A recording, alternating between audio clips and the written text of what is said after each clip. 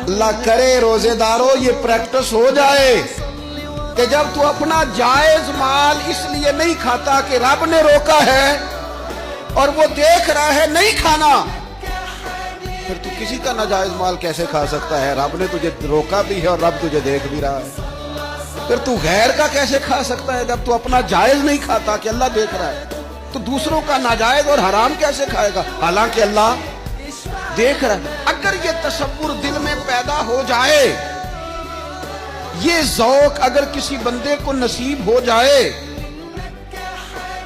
پھر پتہ کیا ہوتا ہے؟ پھر بندہ عالم ہو جاتا ہے۔